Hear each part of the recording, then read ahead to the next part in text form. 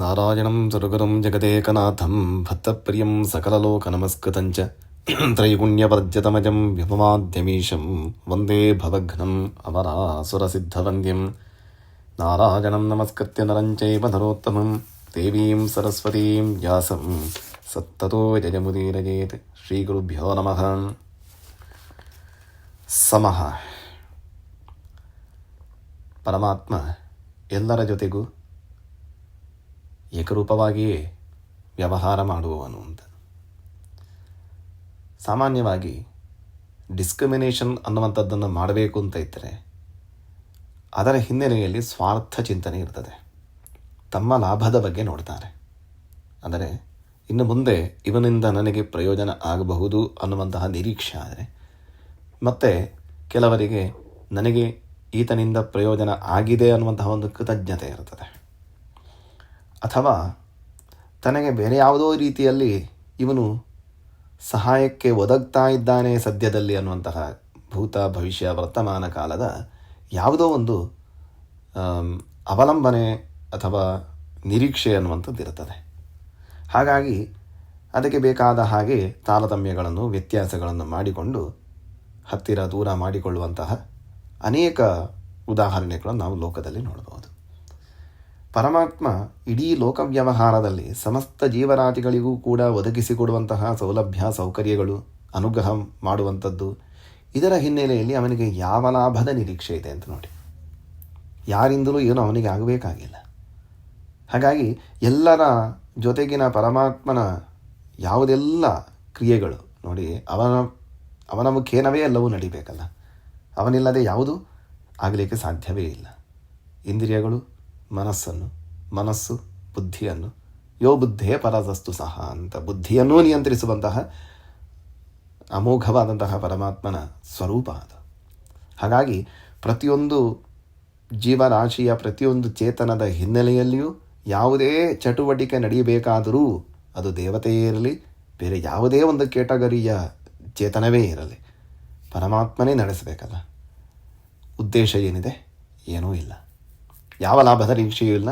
ಯಾಕಂದರೆ ಎಲ್ಲರೂ ಕೂಡ ಇವನನ್ನೇ ಅವಲಂಬಿಸಿಕೊಂಡಿರುವುದರಿಂದ ಎಲ್ಲರೂ ಅವನ ಕಡೆಗೆ ತಿರುಗಿ ನೋಡಬೇಕಾದಷ್ಟೇ ಹೊರತಾಗಿ ಇವನು ಯಾರ ಕಡೆಯಿಂದಲೂ ಏನನ್ನೂ ನಿರೀಕ್ಷೆ ಮಾಡಬೇಕಾದಂತಹ ಪ್ರಸಂಗವೇ ಇಲ್ಲ. ಹಾಗಾಗಿ ಲೋಕದಲ್ಲಿ ಕಾಣುವಂತಹ ತಾರತಮ್ಯಗಳಿಗೆ ಕಾರಣ ಏನು ಅಂತ ನಾವು ಚಿಂತನೆ ಮಾಡಿದಾಗ ಅವರವರ ಸ್ವರೂಪ, ಅವರವರ ಯೋಗ್ಯತೆ, ಅವರವರ ಅರ್ಹತೆ, ಅವರವರ ಕರ್ಮವೇ ಕಾರಣವಾಗ್ತದೆ ಹೊರತಾಗಿ ಪರಮಾತ್ಮ ಅಲ್ಲ ಆ ರೀತಿಯಾದಂತಹ ಡಿಸ್ಕ್ರಿಮಿನೇಷನ್ ಮಾಡುವವನು. ಹಾಗಾಗಿ ಅವನು ಸಮ ಅಂತ ಅನ್ನಿಸಿಕೊಳ್ತಾನೆ. ಅದಕ್ಕೋಸ್ಕರವೇ ಜ್ಞಾನಿಗಳವನನ್ನು ಹಾಗೆ ಚಿಂತನೆ ಮಾಡ್ತಾರಂತೆ. ಕೃಷ್ಣನೇ ಹೇಳಿಕೊಳ್ತಾನೆ ಗೀತೆಯ 5ನೇ ಅಧ್ಯಾಯದಲ್ಲಿ, ವಿದ್ಯಾ ವಿನಯ ಸಂಪನ್ನೆ ಬ್ರಾಹ್ಮಣೆ ಗವಿ ಹಸ್ತಿನಿ ಶುಡಿಚೈವ ಶ್ವಪಾಕೇಜ ಪಂಡಿತಾ ಸಮದರ್ಶಿನಃ ಅಂತ. ಯಾರು ತಿಳ್ಕೊಂಡವರು ಇದ್ದಾರೋ, ಜ್ಞಾನಿಗಳಿದ್ದಾರೋ, ಅವರು ಎಲ್ಲ ಕಡೆ ಇರುವಂತಹ ಪರಮಾತ್ಮನನ್ನು ಏಕಸ್ವರೂಪ ಅಂತ ಹೇಳಿ ನೋಡುವಂತಹ ಶಕ್ತಿಯುಳ್ಳವರಾಗಿದ್ದಾರಂತೆ. ಅತ್ಯಂತ ಶ್ರೇಷ್ಠನಾದಂತಹ ಬ್ರಹ್ಮಜ್ಞಾನ ಸಂಪನ್ನನಾದಂತಹ ಒಬ್ಬ ಮಹಾಸಾಧಕ. ಹಾಗೆಯೇ ಯಾವುದೂ ಗೊತ್ತಿಲ್ಲದಂತಹ, ತಾನು ಯಾರು ಅನ್ನುವಂತಹ ಪ್ರಜ್ಞೆ ಇಲ್ಲದಂತಹ ಒಂದು ಸಾಮಾನ್ಯ ಪ್ರಾಣಿ, ಆನೆ, ನಾಯಿ, ಅಥವಾ ಲೋಕದಲ್ಲಿ ತುಂಬ ಪವಿತ್ರ ಅಂತ ಅನ್ನಿಸಿಕೊಂಡಂತಹ ಒಂದು ಚೇತನ ಜೀವ ಹಸು, ಈ ಗೋವಿನಲ್ಲಿಯೂ ಬ್ರಾಹ್ಮಣನಲ್ಲಿಯೂ ಆನೆ, ನಾಯಿ ಇತ್ಯಾದಿಗಳಲ್ಲಿಯೂ, ಮತ್ತೆ ನೋಡಿದರೆ ಶ್ವಪಾಕೇಜ, ನಾಯಿಯನ್ನು ನಿಕೃಷ್ಟವಾದಂತಹ ಪ್ರಾಣಿ ಅಂತ ಲೋಕದಲ್ಲಿ, ಯಾಕಂದರೆ ಒಂದು ನಿಕೃಷ್ಟ ವಸ್ತುಗಳನ್ನು ತಿನ್ನುವುದರಿಂದ ಅಂತಹ ಒಂದು ವ್ಯವಹಾರ ಇರುವ ಆ ಪ್ರಾಣಿಯನ್ನೂ ತಿಂದು ಬದುಕುವಂತಹ ಯಾವುದೇ ಒಂದು ಜ್ಞಾನಾದಿಗಳು ಇಲ್ಲದಂತಹ, ಯೋಚನಾ ಶಕ್ತಿ ಇದ್ದರೂ ಉಪಯೋಗಿಸಿದಂತಹ ಒಂದು ಮನುಷ್ಯರು, ಅವರಲ್ಲಿ ಇರುವಂತಹ ಪರಮಾತ್ಮ ಏಕನೇ ಅಲ್ವಾ ಅಂತ. ಯಾಕಂದರೆ ಎಲ್ಲರೊಳಗೂ ಇದ್ದುಕೊಂಡು ಎಲ್ಲವನ್ನೂ ನಿಯಂತ್ರಿಸುವಂತಹ ಪರಮಾತ್ಮನ ಆ ಸ್ವರೂಪ ಅದು ಸಮ. ಅಲ್ಲಿ ಕಾಣುವಂತಹ ವ್ಯತ್ಯಾಸ, ಕೆಲವೊಂದು ವ್ಯಕ್ತಿಗಳನ್ನು ಕಂಡಾಗ ನಮಗೆ ತುಂಬ ಗೌರವ, ತುಂಬ ಶ್ರದ್ಧೆ ಬಂದು ಬಿಡುತ್ತದೆ. ಯಾಕೆ? ಅವರಂತಹ ಒಂದು ಸಾಧನೆಯನ್ನು ಮಾಡಿರುವವರು, ಶಾರೀರಿಕವಾಗಿ ಮಾನಸಿಕವಾಗಿ ಪರಿಶುದ್ಧರಾಗಿರುವವರು ಅಂತ ನಮಗೆ ಗೊತ್ತಾಗ್ತದೆ. ಮತ್ತು ಕೆಲವೊಂದು ಅವರಿಂದ ದೂರ ಇರೋಣ ಅಂತ ಅನ್ನಿಸ್ತದೆ. ಯಾಕೆ? ಅಂತಹ ಒಂದು ಕೊಳಕು, ಅಂತಹ ಒಂದು ಏನೂ ಮೌಲ್ಯಗಳಿಲ್ಲದಂತಹ ರೀತಿಯಲ್ಲಿ ಬದುಕ್ತಾ ಇರ್ತಾರೆ. ನಾವು ಅವರನ್ನು ತಿರಸ್ಕಾರ ಮಾಡೋದು ಯಾಕೆ? ಅಂದರೆ ನಮ್ಮ ಸೇಫ್ಟಿಗೋಸ್ಕರ, ಅಂದರೆ ನಮಗೆ ರುಜಿನಾದಿಗಳು ಬರದೇ ಇರಲಿ, ಅಥವಾ ದುಷ್ಟರ ಸಹವಾಸ. ಯಾಕಂದರೆ ಎಲ್ಲರನ್ನು ಒಂದೇ ರೀತಿ ನೋಡಬೇಕು, ಎಲ್ಲ ಮನುಷ್ಯರು ಒಂದೇ ರೀತಿ ಅಂತ ಹೇಳುವವರು ಕೂಡ ಯಾವುದೋ ಒಂದು ದಾರಿ ತಪ್ಪಿದ, ಯಾವುದೋ ಒಂದು ಡ್ರಗ್ ಅಡಿಕ್ಟ್ ಆದಂತಹ ವ್ಯಕ್ತಿಗಳ ಜೊತೆಗೆ ತಮ್ಮ ಮಕ್ಕಳನ್ನು ಬಿಡ್ತಾರಾ? ಇಲ್ಲ. ಯಾಕಂದರೆ ಅಂತಹವರಿಂದ ದೂರ ಇರು ಅಂತ ಹೇಳಿ ಉಪದೇಶವನ್ನೇ ಮಾಡ್ತಾರೆ ಅಲ್ವಾ.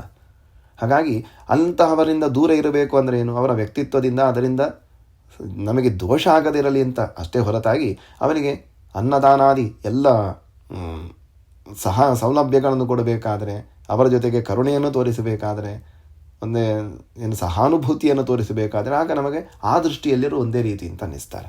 ಹಾಗಾಗಿ ವ್ಯಾವಹಾರಿಕವಾದಂತಹ ಅಥವಾ ಸಾಂದರ್ಭಿಕವಾದಂತಹ ಚಿಂತನೆಗಳಲ್ಲಿ ಮಾತ್ರ ನಾವು ಲೋಕವ್ಯವಹಾರದಲ್ಲಿಯೂ ಕೂಡ ಬೇರೆ ಬೇರೆ ದೃಷ್ಟಿಯಲ್ಲಿ ಕಾಣ್ತೇವೆ. ಆದರೆ ನಾವು ಒಂದು ದೃಷ್ಟಿಯಲ್ಲಿ ನೋಡಿದಾಗ ನೋಡಿ, ಅನ್ನದಾನಾದಿ ಸತ್ಕರ್ಮವನ್ನು ಮಾಡಬೇಕು ಅಂತ ಇದ್ದಾಗ ಯಾರಿಗೆ ಒಬ್ಬ ಉತ್ತಮನಾದಂಥವನಿಗೆ ಮನೆಯೊಳಗೆ ಕರೆದು ಊಟ ಮಾಡೋದು, ಅವನಿಗೆ ಗೌರವ ಕೊಡೋದು ಎಲ್ಲ ಮಾಡ್ತೇವೆ. ಯಾರೋ ಒಬ್ಬ ಇದ್ದಾನೆ ಅಂತ ಹೇಳಿದ ಅವನಿಗೂ ಕೂಡ ಕೊಡ್ತೇವೆ, ಆದರೆ ನಾವೇ ಹೊರಗೆ ಹೋಗಿ ಕೊಡ್ತೇವೆ, ನನ್ನ ಒಳಗೆ ಕರೆಯೋದಿಲ್ಲ. ಇದ್ಯಾಕೆ ಡಿಸ್ಕ್ರಿಮಿನೇಷನ್ ಅಂತ ಕರೀತೀರಾ? ಆಗೋದಿಲ್ಲ. ಲೋಕ ವ್ಯವಹಾರ ಇರುವುದೇ ಹಾಗೆ. ಯಾಕೆ? ನಮಗೆ ಇವರ ಬಗ್ಗೆ ವಿಶ್ವಾಸ ಇದೆ, ನಂಬಿಕೆ ಇದೆ. ಯಾರೋ ಜನರಲ್ ಪಬ್ಲಿಕ್ ಬಂದಿದ್ದಾನೆ ಅಂತ ಹೇಳಿ ಮನೆ ಒಳಗೆ ಬೆಡ್ರೂಮ್ ತನಕ ಬಿಡಲಿಕ್ಕೆ ಆಗ್ತದೆ ನಿಮಗೆ? ಯಾರು ಅಂತ ಹೇಳಿಯೇ ಗೊತ್ತಿಲ್ಲ, ಪೂರ್ವಾಪರ ಗೊತ್ತಿಲ್ಲದೆ ಅವನು ಮನುಷ್ಯ ಅಂತ ಹೇಳಿ ಅಷ್ಟಕ್ಕೇ ಮಾಡಲಿಕ್ಕೂ ಆಗುವುದೂ ಇಲ್ಲ. ಹಾಗಾಗಿ ಯಾರನ್ನು ಯಾವ ರೀತಿಯಲ್ಲಿ ಕಾಣಬೇಕೋ ಆ ಲೋಕವ್ಯವಹಾರ ಒಂದು ರೀತಿ, ಆದರೆ ಅವನೊಳಗೂ ಪರಮಾತ್ಮ ಇದ್ದಾನೆ ಅನ್ನುವಂತಹ ಒಂದು ಉನ್ನತ ಚಿಂತನೆ ಮಾತ್ರ ಇದೆಯಲ್ಲ, ಅದು ಮಾತ್ರ ನಮಗೂ ಅಪ್ಲಿಕೇಬಲ್. ಯಾರು ದೊಡ್ಡವರು ಯಾವ ರೀತಿಯಲ್ಲಿ ಕಂಡಿದ್ದಾರೋ ಅದೇ ರೀತಿಯಾಗಿ ಪರಮಾತ್ಮನ ಸನ್ನಿಧಾನವನ್ನು, ಎಲ್ಲರೊಳಗೂ ಇರುವಂತಹ ಒಂದು ಜೀವನವನ್ನು ನಿಯಂತ್ರಿಸುವಂತಹ ಭಗವಂತನನ್ನು ನಾವು ಏಕರೂಪವಾಗಿಯೇ ಕಾಣಬೇಕಂತೆ. ಹಾಗಾಗಿ ನಮಸ್ಕಾರ ಅಂತ ನಾವು ಎಲ್ಲರಿಗೂ ಹೇಳ್ತೇವೆ ನೋಡಿ. ನಮೋ ಮಹದ್ಭ್ಯ, ನಮೋ ಅರ್ಭಕೇಭ್ಯ, ನಮೋ ಯುವಭ್ಯ, ನಮೋ ಆಶಿನೇಭ್ಯ ಅಂತ ಹೇಳಿ ವೇದವೂ ಹೇಳ್ತದೆ. ಹಾಗಾಗಿ ನಮಸ್ಕಾರ ಅಂತ ಹೇಳೋದು ಯಾಕೆ? ಗುಹಾಶ್ರಯಾಯೇವ, ಎಲ್ಲರ ಒಳಗೂ ಇರುವಂತಹ ಭಗವಂತನಿಗೆ. ಮತ್ತು ಹೊರಗಿನ ವ್ಯವಹಾರಗಳು ಹೊರಗೆ ಸಂಬಂಧಪಟ್ಟದ್ದು. ಈ ರೀತಿಯಾಗಿ ಆ ಚಿಂತನೆಯನ್ನು ನೋಡಿದಾಗ ಹೊರಗಿನ ವ್ಯವಹಾರವನ್ನು ಒಂದು ಕ್ಷಣಕ್ಕೆ ಬದಿಗಿರಿಸಿ ಆಂತರಿಕವಾದಂತಹ ಒಂದು ನಿಯಂತ್ರಕ ಶಕ್ತಿಯನ್ನು, ಪರಮಾತ್ಮನ ಸ್ವರೂಪವನ್ನು ಚಿಂತನೆ ಮಾಡಿದಾಗ ಎಲ್ಲ ಕಡೆಯಲ್ಲಿಯೂ ಏಕರೂಪವಾಗಿಯೇ ಇರುವಂತಹ, ಯಾಕಂದರೆ ಅವನ ರೂಪಗಳಲ್ಲಿ ವ್ಯತ್ಯಾಸ ಇಲ್ಲ. ಇರುವೆಯಲ್ಲಿರುವಂತಹ ಪರಮಾತ್ಮ ನಿಕೃಷ್ಟ, ಆನೆಯಲ್ಲಿರುವಂತಹ ಪರಮಾತ್ಮ ಬಲಿಷ್ಠ ಅಂತೇಳಿ ಅರ್ಥ ಅಲ್ಲ. ಎಲ್ಲ ಕಡೆಯಲ್ಲಿಯೂ ಕೂಡ ಅವನ ಸ್ವರೂಪ ಮಾತ್ರ ಏಕರೂಪವಾಗಿಯೇ ಇರುತ್ತದೆ ಅನ್ನುವಂತಹ ಒಂದು ಚಿಂತನೆಯನ್ನು ಈ ಹೆಸರು ಹೇಳ್ತಾ ಇದೆ. ಹಾಗೆ ಪರಮಾತ್ಮ ಎಲ್ಲದರೊಳಗೂ ಜೀವನ ಯೋಗ್ಯತಾ ಕರ್ಮ ಅದಕ್ಕೆ ಅನುಸಾರವಾಗಿಯೇ ಫಲವನ್ನು ಕೊಡುವವನು. ಅದಕ್ಕೆ ಅನುಸಾರವಾಗಿ ಅವರಿಗೆ ಪ್ರವೃತ್ತಿಯನ್ನು, ಅಂದರೆ ಯಾವ ಕರ್ಮವನ್ನು ಮಾಡಬೇಕು, ಯಾವ ರೀತಿಯಲ್ಲಿ ವ್ಯವಹರಿಸಬೇಕು ಇತ್ಯಾದಿ ಪ್ರೇರಣೆಗಳನ್ನು ಕೊಡುವವನು.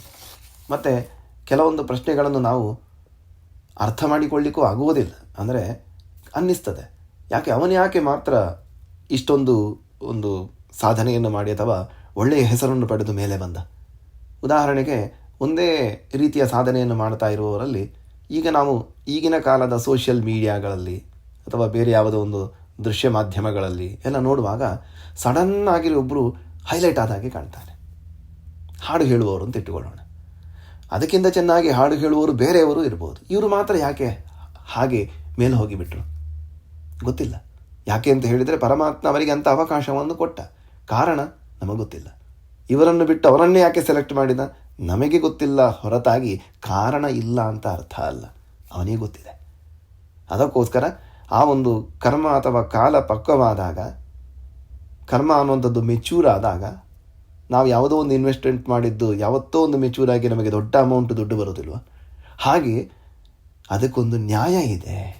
ನಮಗೆ ಅರ್ಥ ಮಾಡಿಕೊಳ್ಳುವಂಥ ಅರ್ಹತೆ ಇಲ್ಲದ್ದರಿಂದ ನಮಗೆ ಅದು ಗೊತ್ತಾಗೋದಿಲ್ಲ ಅಷ್ಟೇ ಹೊರತಾಗಿ ಪರಮಾತ್ಮ ಅವನನ್ನು ಬೇಕು ಅಂತ ಹೇಳಿ ತನಗೆ ಬೇಕಾದವ ತನಗೆ ಅವನಿಂದ ಲಾಭ ಇದೆ ಅಂತ ಹೇಳಿ ಅವನನ್ನು ಮೇಲೆ ತರಲಿಲ್ಲ. ಹಾಗಾಗಿ ಕೃಷ್ಣ ಅದಕ್ಕೆ ಹೇಳಿದು ಸಮೋಹಂ ಸರ್ವಭೂತೇಷು ನಮೇ ದ್ವೇಷೋಸ್ತಿ ನ ಪ್ರಿಯ ಅಂತ ಹೇಳಿ, ನನಗೆ ಎಲ್ಲರಿಗಿಂತಲೂ ಇವನಿಗೆ ಹೆಚ್ಚು ಅಂತ ಹೇಳೋದಿಲ್ಲ. ಯಾಕೆ? ಜ್ಞಾನಿ ತ್ವಾತ್ಮೀ ಇವ ಮೇ ಮತಂ ಅಂತ ಹೇಳ್ತಾನೆ ನೋಡಿ. ಜ್ಞಾನಿಯನ್ನು ಬೇರೆಯವರನ್ನು ಡಿಸ್ಕ್ರಿಮಿನೇಟ್ ಮಾಡ್ತಾನೆ, ಅಜ್ಞಾನಿಯನ್ನು ನಾನು ದೂರ ಇಡ್ತೇನೆ ಅಂತ ಹೇಳಲಿಲ್ಲ ಪರಮಾತ್ಮ. ಹೇಳಿದ ಜ್ಞಾನೀತು ಆತ್ಮೈವ ಮೇ ಮತಂ ಅಂದರೆ ಜ್ಞಾನಿ ಅಂತವನು ಆದವನು ನನಗೆ ಹತ್ತಿರದವನು ಯಾಕೆ ಆಗ್ತಾನೆ ಅಂತ ಹೇಳಿದರೆ ಅವನು ನನ್ನನ್ನು ಚೆನ್ನಾಗಿ ತಿಳ್ಕೊಂಡಿದ್ದಾನೆ, ನಾನು ಡಿಸ್ಕ್ರಿಮಿನೇಷನ್ ಮಾಡೋದಿಲ್ಲ ಅನ್ನುವಂಥದ್ದನ್ನು ತಿಳ್ಕೊಂಡಿದ್ದಾನೆ. ಅದರಿಂದ ಜ್ಞಾನಿ ಅನ್ನುವವನು ನನಗೆ ಹತ್ತಿರ ಅಂತ ಹೇಳ್ತಾನೆ ಹೊರತಾಗಿ ಜ್ಞಾನಿ ಅನ್ನುವವನು ನನಗೆ ಸರ್ವಶ್ರೇಷ್ಠ, ಇವನು ಅಜ್ಞಾನಿ ಆದವನು ನಿಕೃಷ್ಟ ಅಂತ ಹೇಳಲಿಲ್ಲ ನೋಡಿ. ಇದು ಪರಮಾತ್ಮನ ಸಮೋಹಂ ಸರ್ವಭೂತೇಷು ನಮೇ ದ್ವೇಷೋಸ್ತಿ ನ ಪ್ರಿಯ. ನನಗೆ ದ್ವೇಷವೂ ಯಾರ ಮೇಲೆ ಇಲ್ಲ, ನನಗೆ ಅತ್ಯಂತ ಮೋಹವೂ ಯಾರ ಮೇಲೂ ಇಲ್ಲ. ಇದ್ದರೆ ಅದು ದೋಷವೇ ಆಗ್ತದಲ್ಲ. ಹಾಗಾಗಿ ದೋಷರಹಿತನಾದಂತಹ ಪರಮಾತ್ಮನ ವಿಶೇಷ ಗುಣಗಳಲ್ಲಿ ಒಂದು ಸಮತ್ವ ಅಂತ. ಸಮ ಮಾ ಅಂದರೆ ಲಕ್ಷ್ಮಿ, ಲಕ್ಷ್ಮಿಯ ಸಹಿತನಾಗಿರುವವನು, ಸದಾ ಜ್ಞಾನಸ್ವರೂಪನಾಗಿರುವವನು ಅಂತ ಇನ್ನು ಅರ್ಥ. ಜ್ಞಾನವೇ ಅವನ ಸ್ವರೂಪ. ಹಾಗಾಗಿ ಜ್ಞಾನೀತು ಆತ್ಮೈವ ಮೇಮತ ಅಂತ ಹೇಳಿದ್ದು ಅದಕ್ಕೆ ಅವನು. ಜ್ಞಾನಿಗಳು ಪರಮಾತ್ಮನ ಹಾಗೆ ಅಂತ ಹೇಳಿ. ಯಾಕಂದರೆ ಪರಮಾತ್ಮನೇ ಜ್ಞಾನಸ್ವರೂಪ. ಆ ಜ್ಞಾನವೇ ಇವರಲ್ಲಿ ಸ್ವಲ್ಪ ಅಧಿಕವಾಗಿ ಕಾಣುವುದರಿಂದ ಇದೇ ರೀತಿಯಾಗಿ ಅದು ಅಂತ ನಾವು ಗಮನಿಸುವ ಹಾಗೆ ಅಲ್ವಾ. ಸೂರ್ಯನು ಮತ್ತು ನಮ್ಮ ಮನೆಯಲ್ಲಿರುವಂತಹ ಒಂದು ಬಲ್ಬು ಒಂದೇ ರೀತಿ ಅಂತ ಹೇಳ್ಬೋದು. ಎರಡು ಒಂದೇ ಅಲ್ವಾ. ಅದು ಬೆಳಕು ಕೊಡ್ತದೆ, ಇದು ಬೆಳಕು ಕೊಡ್ತದೆ. ಅದಕ್ಕಿರುವಂತಹ ಸಾಮರ್ಥ್ಯ, ಇದಕ್ಕಿರುವಂತಹ ಸಾಮರ್ಥ್ಯ ಅಲ್ಲಿ ವ್ಯತ್ಯಾಸ. ಬೆಳಕು ಅನ್ನುವಂತಹ ಒಂದು ಪರ್ಸೆಪ್ಷನ್ನಲ್ಲಿ ಮಾತ್ರ ಎರಡು ಸಾಮ್ಯತೆಯನ್ನು ಕಾಣ್ತದೆ ಹೊರತಾಗಿ ಸಮತ್ವ ಅನ್ನುವಂಥದ್ದು ಹಾಗೆ, ದೇವರ ಹಾಗೆ ಅಂತ. ಮುಕ್ತರಾದ ಮೇಲೂ, ಮೋಕ್ಷವನ್ನು ಹೊಂದಿದ ಮೇಲೂ ದೇವರಲ್ಲಿ ಹೋಗಿ ಸೇರಿ ದೇವರೇ ಆಗಿ ಬಿಡುವುದಿಲ್ಲ. ದೇವರ ಹಾಗೆ ಆಗ್ತಾರೆ ಅಂತ ಹೇಳುವುದಕ್ಕೆ ಇಷ್ಟೇ ಉದಾಹರಣೆ ಸಾಕು ನಮಗೆ. ದೀಪದ ಬೆಳಕು, ಸೂರ್ಯನ ಬೆಳಕು. ಬೆಳಕು ಅನ್ನುವಂತಹ ದೃಷ್ಟಿಯಲ್ಲಿ ಮಾತ್ರ ಎಲ್ಲವೂ ಒಂದೇ ಅಂತ. ಮನುಷ್ಯರು ಅನ್ನುವಂತಹ ನಾವೆಲ್ಲರೂ ಒಂದೇ ಕೆಟಗರಿ. ಮತ್ತು ಒಳಗಿನ ಅಂತರಾಳದಲ್ಲಿ ಕಾಣುವಂತಹ ಗರ್ಭದಲ್ಲಿ ಕಾಣುವಂತಹ ಅನೇಕ ಭೇದಗಳು ಭಿನ್ನಾಸ್ತ್ಯ ಅಂತ. ಸಮುದ್ರ ತೀರದಲ್ಲಿ ಮರಳು ರಾಶಿಯಲ್ಲಿ ನಮಗೆ ಎಲ್ಲ ಮರಳು ಒಂದೇ ರೀತಿ ಕಾಣಬಹುದು. ಆದರೆ ತೆಗೆದು ನೋಡಿದಾಗ ನಮಗೆ ಸೂಕ್ಷ್ಮ ದರ್ಶಕದಲ್ಲಿ ನೋಡಿದಾಗ ಅನೇಕ ಬೇರೆಗಳು ಇರುವೆ ಸಾಲಿನಲ್ಲಿ ಎಲ್ಲ ಇರುವೆ ನಮಗೆ ಒಂದೇ ರೀತಿಯೇ ಕಾಣ್ತದೆ. ಆದರೆ ಅಲ್ಲಿ ಬೇರೆ ಅನ್ನುವಂತಹ ಒಂದು ವೈವಿಧ್ಯ ಅನ್ನುವಂಥದ್ದೇ ಇದೆ. ಆದರೆ ನೋಡುವ ದೃಷ್ಟಿಕೋನದಲ್ಲಿ ಹೇಗಿದ್ದರೂ ಹೊರಗಿನ ವ್ಯವಹಾರಗಳು ಭಿನ್ನವೇ ಆಗಿದ್ದರೂ ಒಳಗಿರುವಂತಹ ಏಕೈಕ ಶಕ್ತಿ ಇದೆಯಲ್ಲ ಪರಮಾತ್ಮ, ಅವನು ಸಮ ಅಂತ ಹೇಳಿ ಆ ಒಂದು ಚಿಂತನೆಯನ್ನು ಕೊಡುವಂತಹ ಈ ಒಂದು ವಿಶೇಷ ರೂಪ ಇದು. ಅದಂದರೆ ನಮಗೂ ಯಾರ ಜೊತೆ ಹೇಗೆ ಇರಬೇಕು ಅನ್ನೋಂತಹ ವ್ಯವಹಾರಕ್ಕೂ ಇದರ ಅನುಗ್ರಹ ಬೇಕಂತೆ. ಅಂದರೆ ಪರಮಾತ್ಮನ ಸಮತ್ವ ರೂಪದ ಅನುಗ್ರಹ ಬೇಕಂತೆ. ಯಾಕಂದರೆ ಯಾರ ಜೊತೆ ಹೇಗೆ ವರ್ತಿಸಬೇಕು, ಎಲ್ಲರನ್ನು ಸಮಾನವಾಗಿ ನೋಡ್ತೇವೆ ಅಂತ ಹೇಳಿದರೆ ಶತ್ರುಗಳನ್ನು, ಮಿತ್ರರನ್ನು, ಮಕ್ಕಳನ್ನು ಎಲ್ಲರನ್ನೂ ಒಂದೇ ರೀತಿ ನೋಡಲಿಕ್ಕಾಗ್ತದಾ? ಇಲ್ಲ. ತಂದೆ ತಾಯಿಗಳಿಗೆ ಕೊಡುವ ಗೌರವ ಬೇರೆ ರೀತಿ, ಅತ್ತೆ ಮಾವಂದಿರಿಗೆ ಕೊಡುವ ಗೌರವ ಇನ್ನೊಂದು ರೀತಿ. ಯಾರಿಗೆ ಯಾವುದು ಅರ್ಹವೋ ಅದೇ ರೀತಿಯಾಗಿ ಮಕ್ಕಳಿಗೆ ಎಷ್ಟು ಊಟ ಹಾಕಬೇಕು, ದೊಡ್ಡವರಿಗೆ ಎಷ್ಟು ಊಟ ಹಾಕಬೇಕು, ಮಕ್ಕಳಿಗೆ ಎಷ್ಟು ನಾವು ಸರಿಗೆ ಪ್ರೇಮವನ್ನು ತೋರಿಸಬೇಕು, ಬೇರೆಯವರಿಗೆ ಹೇಗೆ ತೋರಿಸಬೇಕು. ಅಂದರೆ ಅವರವರ ಯೋಗ್ಯತಾನುಸಾರವಾಗಿ ನಾವು ಲೋಕದಲ್ಲಿ ವ್ಯವಹಾರ ಮಾಡಿದಾಗ ಅದು ಸಮ ಅಂತ ಅನ್ನಿಸ್ತದೆ. ಹೊರತಾಗಿ ಒಂದೇ ಕ್ವಾಂಟಿಟಿ ಎಲ್ಲರಿಗೂ ಕೂಡ ಅಪ್ಲಿಕೇಬಲ್ ಅಲ್ಲ. ಹಾಗಾಗಿ ಲೌಕಿಕ ವ್ಯವಹಾರದಲ್ಲಿ ನಾವು ಹೇಗೆ ಮಾಡಬೇಕು, ಅದು ಯಾವುದು ಧರ್ಮ ಯಾವುದು ಕರ್ಮ ಅನ್ನುವಂಥದ್ದನ್ನು ಆ ಸಮತ್ವ ರೂಪದಂತಹ ಪರಮಾತ್ಮ ನಮ್ಮೊಳಗಿದ್ದು ನಡೆಸಿದರೆ ನಮ್ಮ ಜೀವನವು ಯಾವುದೇ ದ್ವೇಷಾದಿಗಳಿಲ್ಲದೆ ಚೆನ್ನಾಗಿ ನಡೀತದಂತೆ. ಅದಕ್ಕೋಸ್ಕರ ಅವನ ಅನುಗ್ರಹವು ನಮಗೆ ಬೇಕು ಅಂತ ಹೇಳಿ ಅವನನ್ನು ಸಮಾಂತ ಕರೆದು ಚಿಂತನೆ ಮಾಡಬೇಕಂತೆ.